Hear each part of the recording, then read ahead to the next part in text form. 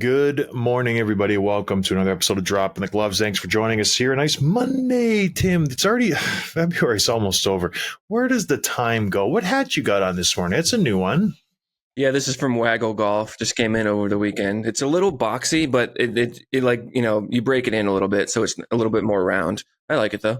You're a golfer? I didn't know that. No, I just like their hats. I got one years ago and I really liked it, so time for another. You just play one on TV. Okay. Yeah. It's like a Kaner. You see Kaner's hats? He always wears them. They look extra big on him. He got a smaller head, but he has like an extra large hat. He likes the bigger hats for whatever reason. You and him are very similar, Tim. I always thought so, yeah. Very similar. Before we get into it, I just want to say this episode is brought to you by our friends at Give Bettor, Tim.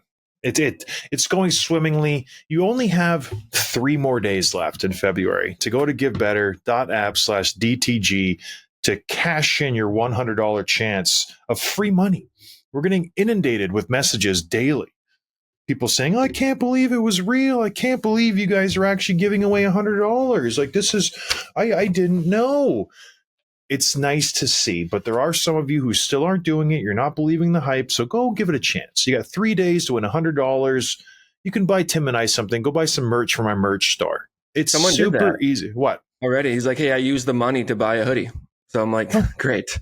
Double and the down. Hoodies Baby. are not $100. The hoodies are way cheaper. You could probably buy 3 hoodies for that much. So yeah, go to givebettor.app/DTG. It's super simple. It's a fun little app. You swipe left and right or up and down.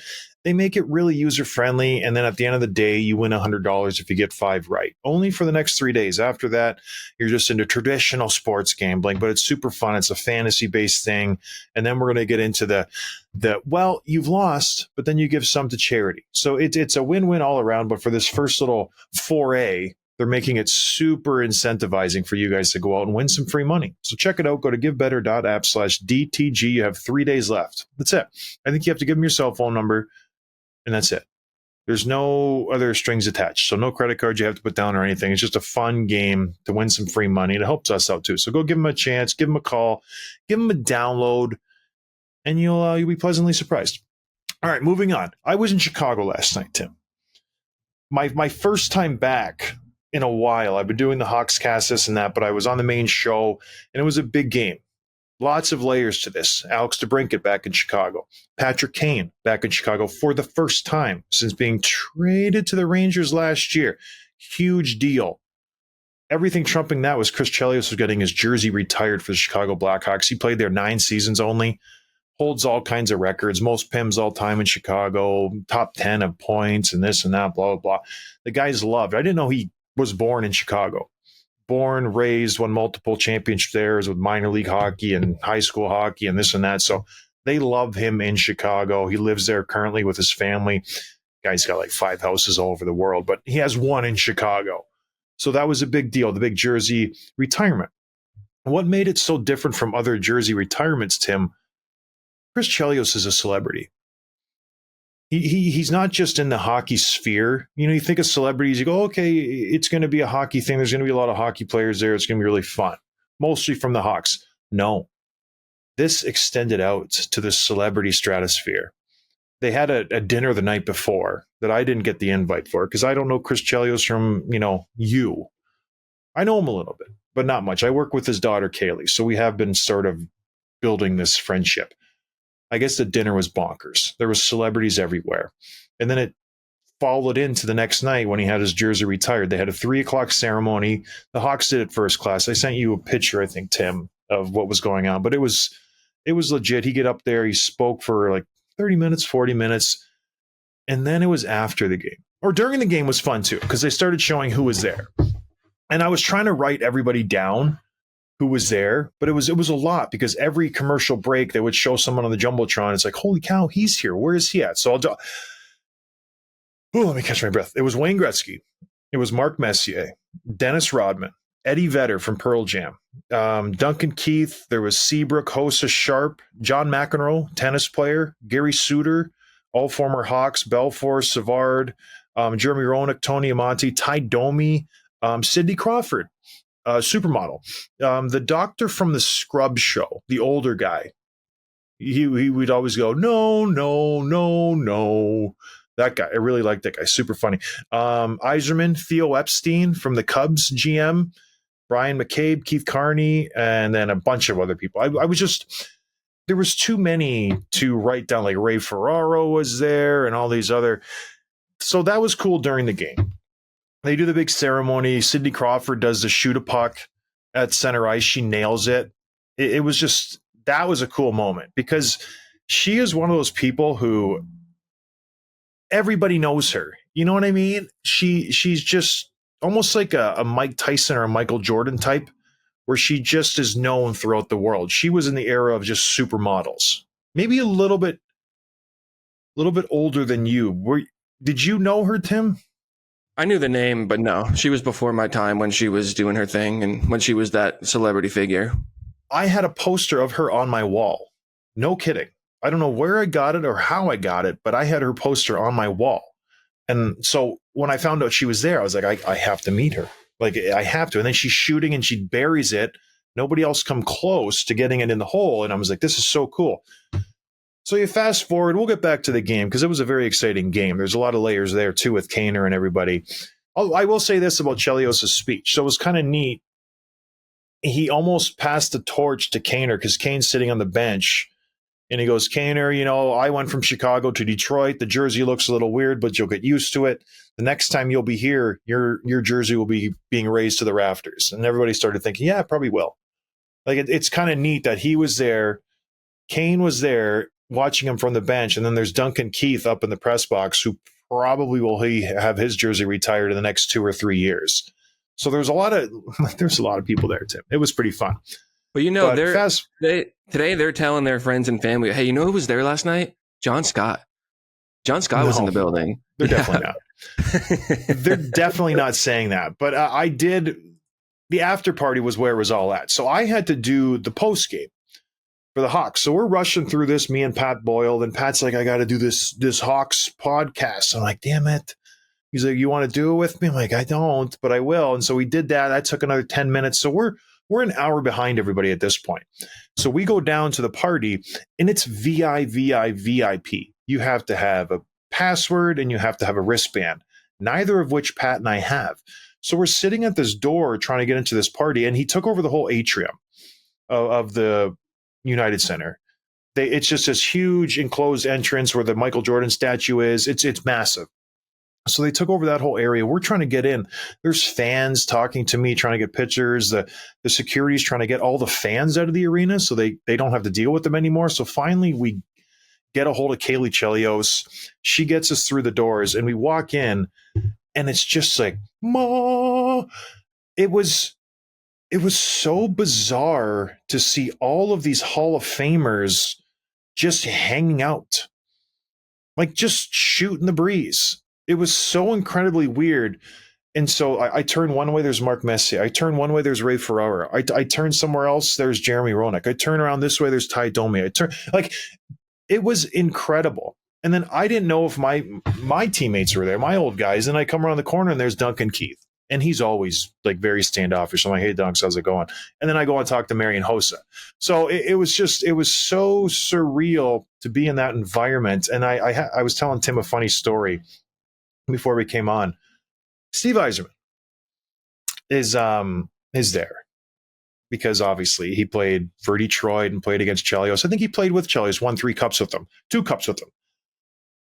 And so he's talking to Pat Foley, Hall of Fame announcer for the Chicago Blackhawks, who I'm friendly with, and Ray Ferraro's there, Cami Granato, it's Ray Ferraro's wife, and there's a couple other guys who are in a circle. And I'm doing my goodbye rounds because it's like 10:30, 11 o'clock at that point. I still had to drive back to Traverse City. So I'm like trying to get out of there, but trying to do it in a polite way, and also trying to like get my face in front of these guys. Like, hey, John, nice to come on my show.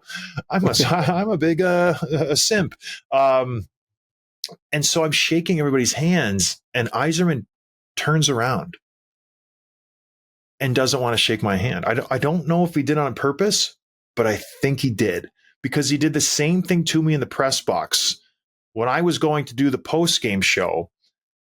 He was there with Yuri Fisher, and I know Yuri Fisher because remember we met him in Detroit, Tim, at the GLI in the basement. Yeah. So huge defenseman, still works for him. And I said, Yuri, remember me? 5-6 years ago, we were in the Joe Louis. I saw you in the base. He's like, Johnny, how's it going? And we're chatting, and Yzerman's right beside him. We lock eyes, and he turns around away from me. And I was about to go, good game tonight. Good signing with Kane. And he turns around, and he like walks towards the elevator. And that was my first inkling. I'm like, does he not like me because of what I say on the show? I'm like, no. Well, fast forward an hour and a half later, 100%. He knows what I say about him on the show, how the Yzer plan is a joke and he ruined the team and this and that because Tim, it was so obvious. I'm shaking all these cans. I'm like, Pat, it was great seeing you. Did a great job. Congrats on everything. Ray, he introduced me to his wife. And who else was there? I think it was Domi. I was like, hey, man, I'll see you around. And then I go to like say hi to Steve and goodbye and like congrats and this and that. He just turns around. I'm like, it was really funny. Is there any reason other than, you bashing the Yzer plan that he might be standoffish to you? Like, because he wouldn't have like just big leagued you because that was the setting you were in with to say hello and that was it, right? No, it's not like you were a fan. I think he listens to the show. Or at least he's heard the clips. Yeah. I'd like to think he listens to the show. Hey, Steve. That's right. I hang my hat. I'm like, he's listening to it daily. And I've been very critical of him. So maybe he either saw a clip or this and that, but I think he's heard something and he's like, this prick says, I don't know what I'm doing. I'm not shaking his hand. Rightfully so. But it was my first taste of how this podcast bleeds into real life. Where I'm like, oh, he knows what I say about him. Like I always assume nobody listens to this. You know what I mean? And I can say whatever I want. And now I'm coming to the realization that it does seep out into the real world. And people hear it and they don't like it. Yeah. There is consequences of my actions. It was just funny. And then the same thing happened. All the Hawks players started to come in. I'm like, oh my gosh, I've been trashing these guys pretty heavy, throughout the year and even on air. And like the first guy I run into is Jared Tenorti. I'm like, oh my God. Who you got traded for, right? Who I got traded for. Yeah. And he played bad. Like he was icing the puck left and right during the game. And I was just ripping him like, okay. And so I just tucked my tail. I'm like, hey man, like, you got, and I was polite and I just said hi. I've never met him. Like, we got traded for each other, and he's like, yeah, that was crazy. Like, I wasn't even playing in the NHL, and yeah, you ruined my life. So it was really funny. It was all cordial, but it was just funny. It was another moment. I'll get off of this in a second, but I got a text during the game from somebody. I'm like, hey, they're like, great job. You should stay with NBC for a long time. You're going to sign long term. I didn't know who it was. And so I just ignored it. That happens. I got a new phone. I got an old new phone. So the storage wasn't enough to hold all my numbers. So I had to just really make some hard decisions. So I'm going to the elevator to go up to the press box. And there's Connor Murphy. He's like, oh, you don't respond to my texts? I'm like, I didn't know you texted me. He's like, check your phone. I'm like, oh, I didn't save your number. He's like, you're such a jerk. So here's this NHL player. I'm just like big dogging, and I run into him in the elevator. So that was kind of funny too. We should get him on the show. He's injured right now. Oh, sorry. Go ahead. Even better. Who were you most happy that was excited to see you? Who was like, man, Dunks is really, you said Dunks was kind of standoffish, but who else would that be? I want to say Hossa. We were always really close when we played together, and I saw him. We locked eyes, and he's like, Johnny, what are you doing here? So I went and I chatted with him for quite a long time. Here? Who let you in? Yeah, right. So I'm like, why are you here? Because they did everybody on the Jumbotron. I'm like, I wasn't a part part of it, and those things, like in college when people go around like, hey, who do you know here? And if you can't answer, they give you the boot. That's what he was doing to you. Yeah, he's like, who do you know? How did you get in? Yeah. How did you get in? He was fun, and then all the old guys, like it was palling around with Ed Belfour and stuff like that. Jeremy Roenick, I talked to him for quite a bit. Once the Eddie Vedder concert started, I just wanted to watch the show. I missed out on seeing him in college. He was playing in Marquette, and I just didn't want to drive over there. And I regretted it. And I finally got to see him play. It was the whole Pearl Jam band, and it was pretty incredible. So that was a lot of fun. I just locked in on him. So, but all in all, it was just like it'll never happen. And it's like Dennis Rodman's bouncing around. He's like, no one knows where he is. He like you hear the stories and you watch like The Last Dance and like all this stuff. It's all real. Like it's all real. Like he was gone, absolutely gone. And then like it's just crazy all the stories that they told. Like those guys used to go out all the time.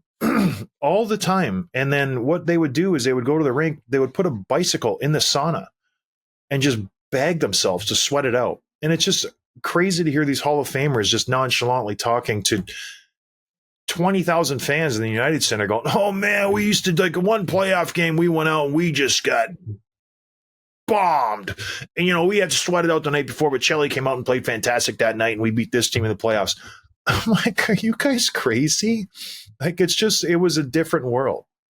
Pre-cell phone, pre-anything. It was amazing. And they talked like that was the normal thing to do. And every story they told, every story, you know, we're just hanging out having a couple cocktails. Every story started that way. Everyone. It was just pretty neat to hear. And then I'm like, you were married the whole time, Chelly. Like you got married after college like I did. And he's like, I'd follow Rodman all around town and we'd be going this 3-4 in the morning. I'm like, what does your wife think? Like she's sitting right there. How is this? Like, were you guys cool? Was she with you? I just wanted to like pick his brain. Like your kids are my age. So they like, you had kids at this. It was just, I just didn't want to stir the pot, but I'm just like, it's a different world compared to today when Pearl Jam goes on stage, everybody's just got their cell phones. It's so sad. I took one picture and then I put my phone away and I was the only one who was just like enjoying the show. Not that I'm better than them, but I just hate that. I just really don't like just you're watching it through your phone and not experiencing it in real life. Like, you don't think they have a professional videographer here that you can go watch it at some point? That's what I always figure. I always figure someone else is going to take a picture, then I can look at that picture. But I'm going to just enjoy it. But what do I know? Should we talk about the game itself for a second before we move on to the other topics? But great game. It looked like I didn't watch the whole thing, but back and forth, goes to overtime, and who but Patrick Kane? It was an incredible game because, well, DeBrincat gets lucky. He scores with 4 minutes left from behind the goal line to tie the game. The Hawks played fantastic.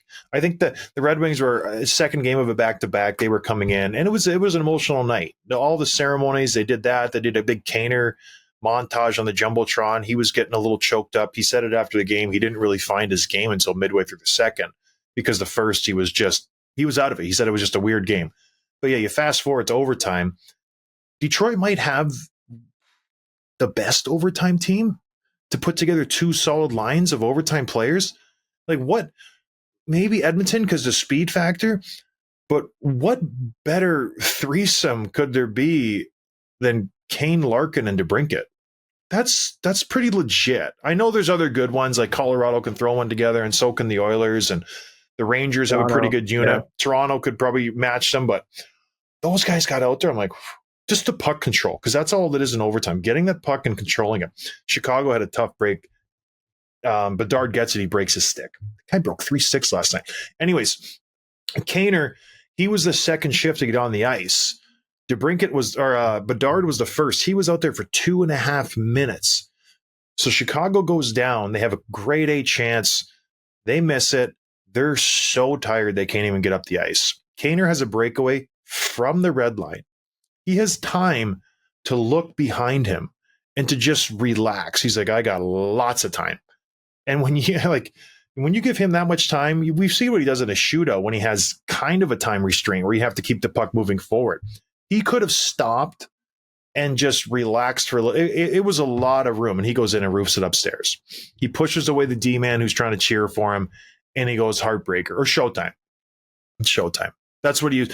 Showtime, showtime. Like just giving it to the crowd. I don't know if he was trying to give it to him or just celebrate with them, because it seemed like it was a little bit of both.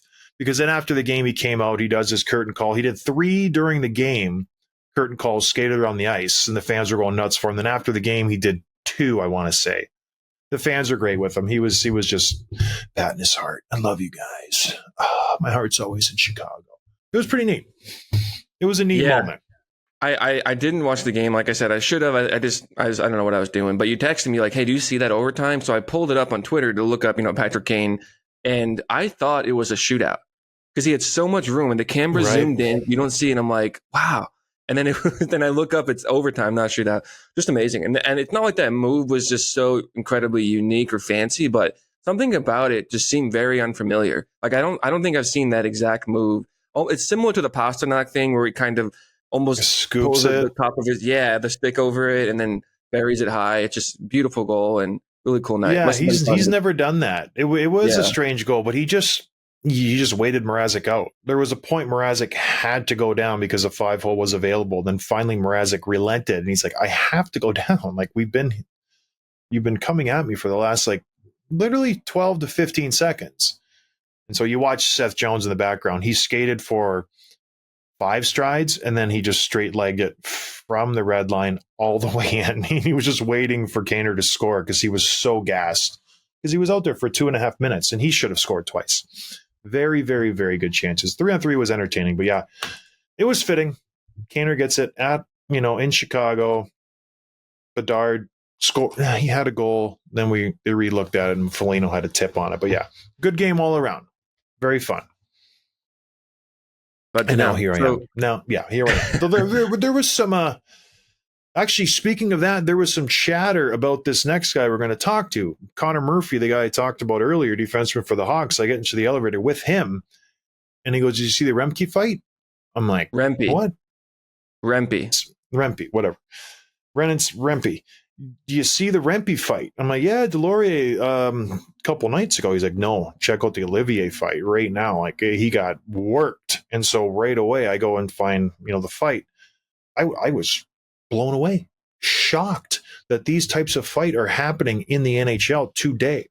A league that's more accustomed to protecting your face, playing defense, not trying to inflict pain. You're trying to just win the fight, but not by very much. These last few fights for this kid, Tim, are just a throwback to the 80s. They're throwing caution to the wind. There was no defense. It is all gas, no break. It is amazing to watch. And that's why I think he's getting so much publicity, because nobody knows what to think of this. This is uncharted territory for the NHL. I would say since 2000. There's been nothing like this. And people are shocked. They're mortified. What is he doing? It's crazy. I love it. I think it's fantastic. I think this kid is good for the game. I just did a little interview with somebody from the Rangers. He's like, oh, what do you think he's going to have to change? Do you think he should slow down? I said, no, he should keep doing this. This is great. He's making a name for himself in the NHL. So we'll break down a couple of his fights. The first big one was, I want to say Delorier, because he did fight Matt Martin in the outdoor game. Martin seatbelted him. I think he knew he was in over his head a little bit with the size of this kid. He's 6'7", 240, so he's a big human. Like he's not small. So Martin kind of just played his cards right and just punted to the next game. But the first real fight that I liked was Nicky Delorier, my former teammate. I asked Nicky to fight one time. I was in Arizona. We were in Buffalo. I said, Nicky, give me one.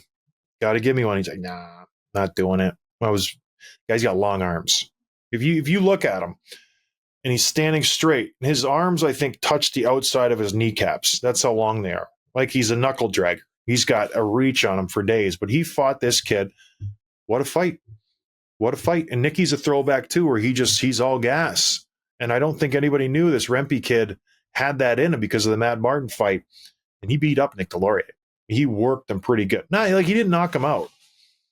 But it might be the best fight that we've seen in the NHL in a long time. It was nice to see that. It was the old days of Craig Cox and Stu Grimson and Marty McSorley and Bob Probert, where you're just really trying to knock someone out. I tried to do that. I'm not going to toot my own horn, but I didn't really play much defense, but I didn't really play that much great offense.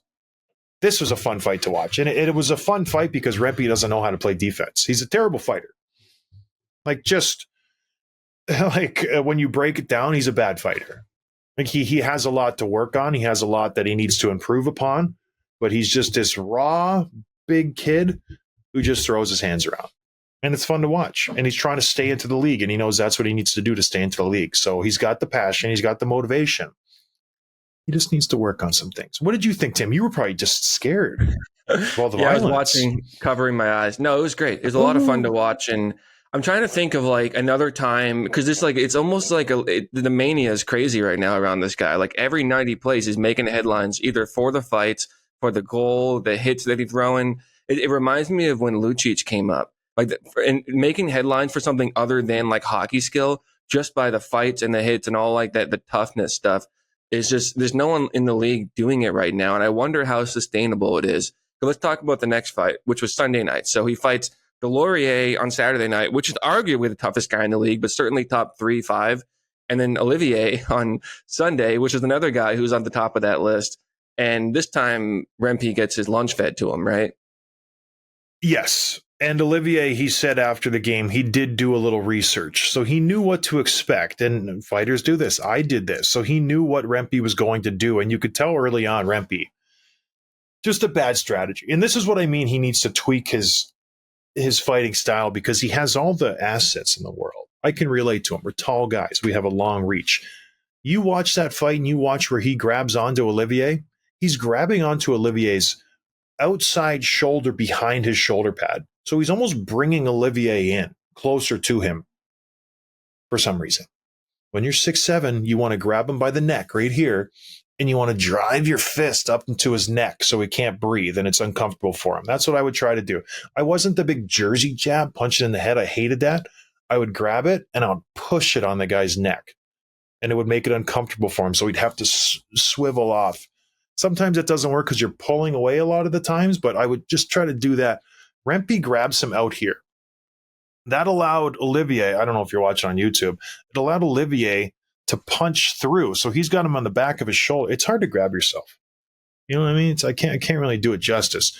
But go watch the fight. He grabs him from behind his shoulder, and Olivier's like, jackpot. So you're grabbing me behind my shoulder. I still have full range of motion, and you're pulling me towards you.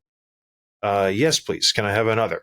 And he just feeds him his lunch. 1, 2, 3, 4, 5. And Rempe, good on him. He's stuck in there a long time. Like his face is probably mashed potatoes this morning, but it was a good fight. And you even after the game, Olivier, he's like, I'm not telling you my tricks, because they asked him what he did going into that fight. And he's like, all right, you think I'm going to tell you that? I'm going to fight this guy again. I don't want to give away my secrets, but it was a great fight. It was a fun fight to watch. 10 out of 10 for entertainment value. Oh, for sure. Now, Rempe's up to 3 fights in 5 games, like I said. And I think all 3 of them have come on his first shift of the game. At least 2 of them have. He's just jumping right into it. And I don't know. It's just a lot of fun to watch. He's played 5 games. I think he's 10, 11 minutes total.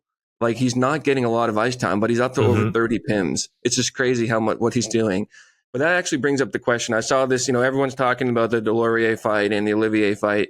And then I saw the tweet from Mark Spector, who was, one of the head columnists at Sportsnet. He's one of the broadcast personalities. And he said, quote, this kid shouldn't be doing this every play. Because he's watching the fight against Olivier, where he's getting his head pounded. So the kid shouldn't be doing this every day. Someone in the Rangers organization needs to take better care of this young man. He does not always have to say yes. It'll be a short career if he does. Do you feel like that's a fair analysis, or do you feel like it's a little bit maybe too soft? It's easy for the reporter to say that, whose life is not on the line, when he has to fight. You go back and look at the fight cards of all the tough guys.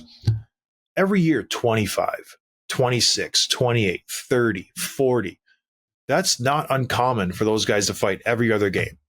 The Marty McSorleys, the Brad Mays, those types of guys. And they're established in the league. This kid is just in the league. He's trying to put his stamp on this team and cement his spot in the lineup. He's not going to play a ton of minutes, so what can he do to make an impact? You have to fight. You have to. This misses the mark for me. Like, I don't know what else you want him to do, Mark Spector. You're there to fight. You're there to be a physical impact, and you're playing teams that have legit heavyweights. I could see if he's playing a team like the Penguins, a team like the Detroit Red Wings, those teams that don't have a heavy, he's going to do what he has to do to stay in the lineup. So, and he's doing a great job. He put one in his second game, a game winner. I just think he needs to just take a step back in a big picture here. I respect Mark Spector. He's doing a good job, but he's missing the mark here a little bit. I don't think the Rangers need to. Hey, can you stop fighting? Because the team loves it and the fans love it, and you're staying in the lineup. But can you stop? So we're just worried. We're worried about you, and then we're going to pull you out of the lineup.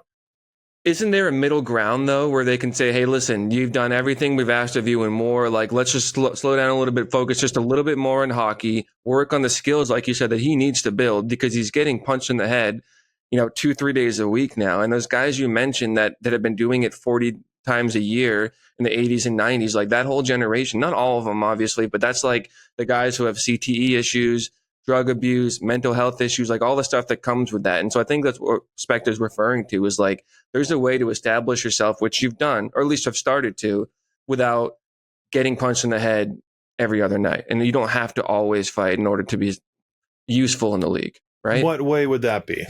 How does he establish himself? If he plays 4 to 6 minutes a night, what does he do? Well, now, okay, it's more about moving forward. It's like he's done what he has to make a name for himself and to prove to the team and the organization that he'll do whatever it takes. Yeah. That doesn't mean that he needs to do that every single night. He just means that he can contribute that to the lineup when it's needed or when it makes sense. I agree. I don't think he's going to fight 3 out of 5 games his whole life, but I think this is his first NHL game. He has to do it. Right? Like he's been in the league for a week. Mandatory. I just think we're just putting the cart before the horse here. He is still like, he's not even a rookie yet. He could still get sent down. It doesn't even count as a full season on his contract. Like he hasn't played 9 games. So yeah, let's just pump the brakes here. Like I think we're getting, just because the fights are so grandiose, people are just shocked by, he's going to kill himself. This is ridiculous. You can't do it. Relax. He knows what he's doing. And I know all that CTE and drug stuff and this and that. I understand that. Everyone who got into a fight signed up to do that job. It is what it is. I've talked to every tough guy there is around the block, especially after Derek died. We all talked to each other, everybody, and we all understood the risks. And everybody asked each other, would you still do it? This and that, because we all got asked the question up and down. Yeah, we would. It's a part of the job. I know it's morbid and I know it's crazy to think that. It's just the way it works. We love playing the game and fighting was a part of it. I probably got CTE. Yep. I got a bad memory. I get angry quickly. It is what it is. I would not change it. I enjoyed playing hockey. I knew the risks and I still play. So it's not Mark Spector's decision to say when this guy can and can't fight. It's Rempe's decision. He's a grown-ass man. He can decide what he wants to decide. That's what I don't like, all these outside people. No, I know better than you. Do you? Do you really? Or do you just don't like it? There's a big difference there. Everyone talks, freedom of speech, freedom of this, freedom of that. Why can't I be free to go get my face punched in if I want to and make $1 million? Why can't I do that, Tim? Not a free country? I think I should be able to do that. Well, it's going to affect you later on in life. So is smoking. Nobody can smoke. Right? Cool. I don't know. This stuff irks me a little bit because what? No, that's all great. And I just wondered, just going back to a small part of his point, is someone in the Rangers organization taking better care of him. And by that, I mean, like, if they're not stopping him from fighting, at least saying, like, being more strategic about it or teaching him how to fight. Like, do you think anyone's teaching him? Is he watching video and saying, okay, this is what I should do better next time I fight someone of Olivier's ilk? Or is it just... No, they don't have a fighting coach. No. What they should do is call me. Honestly. Fly me out. I'd work with him for a week. He'd be a much better fighter. And I'm dead serious. I would turn this kid into a killer because he has the instinct. He just goes out there and chucks him. Train him a little bit. Rein him in. A little Seabiscuit action.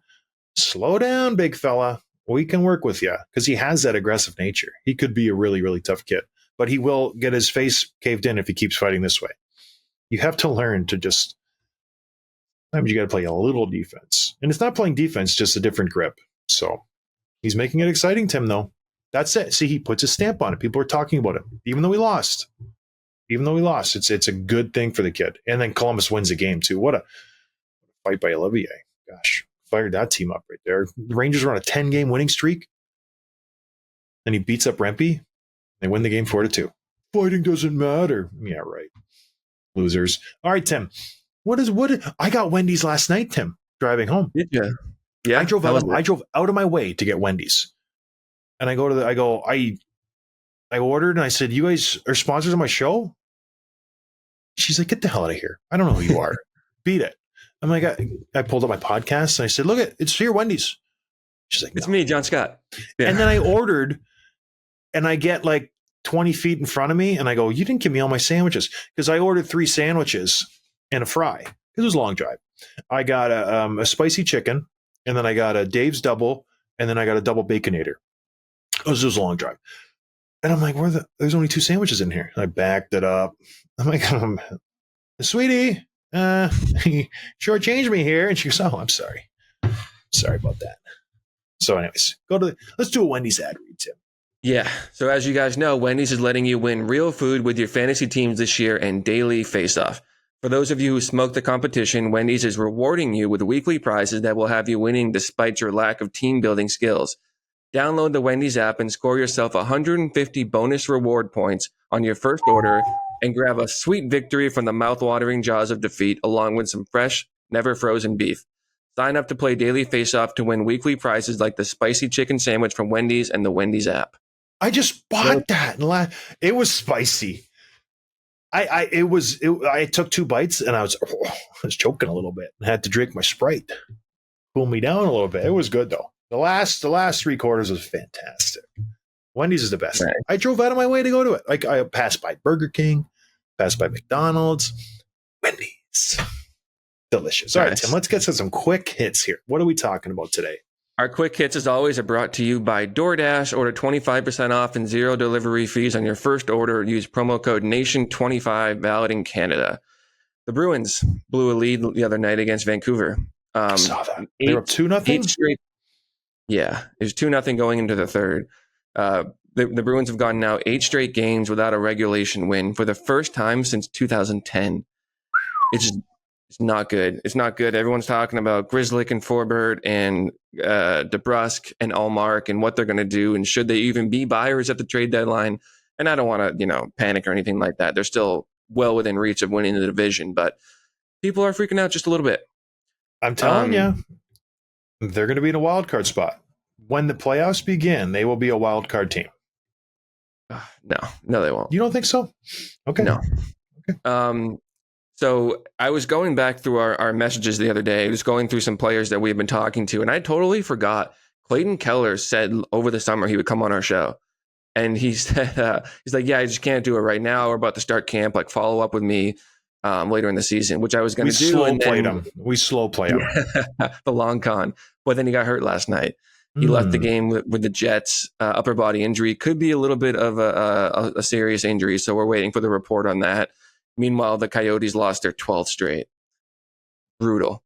Perfect time for an interview. Hey, see, you got some free time. You want to come on the show? Oh, no. You hurt and you keep losing. We missed them a month and a half ago. Would have been perfect. They were playing great in the playoff hunt. Now they're just trash again. Next year. The Maple Leafs recalled Joseph Woll from his conditioning loan with the Marlies. He had some really good starts down there, and now he's coming back up. So they're going into the playoffs, hopefully with Woll and Samsonov, and you'll see which one of them wants the net badly enough to earn the starting job going into the playoffs. That'll work out perfect for him. Who do you like, Toronto versus Tampa, first round? Tampa. Toronto versus Boston? Toronto. Toronto versus Florida? Florida. I said it before. They need to line up versus Boston. That's their team. That's their sweet spot. And even that, I feel like they definitely lose to Florida and Tampa. Boston's probably a toss-up. And I feel like Tampa is a toss-up. Boston's a sure win. Florida's a sure loss. We'll see. And Boston sucks. They are the worst team in the playoff spot right now. They'll lose first round.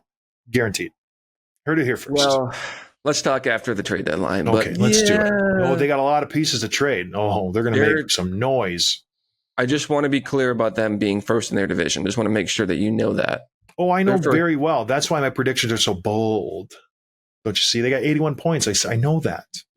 Yeah. They haven't won a game in regulation in 8 games. Did you know that?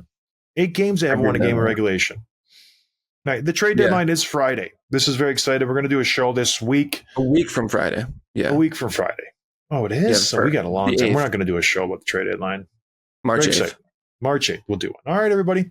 We appreciate the support. Thanks for listening to me babble on about my party lifestyle. It's exciting. It's a lifestyle. You know what I mean? No TV, partying with celebrities. That's what I do. And I'll talk to everybody on Wednesday. Who knows what I'm going to do tonight? Maybe go to California and party with some celebrities. I don't know. Maybe I'll go to bed at 8:30 because I'm super tired. That's probably more realistic. All right, everybody. I appreciate the support. We'll talk to you later. Cheers. Thanks for listening to Dropping the Gloves with John Scott, a member of the Nation Network of Podcasts. Subscribe wherever you get your podcasts from to never miss an episode.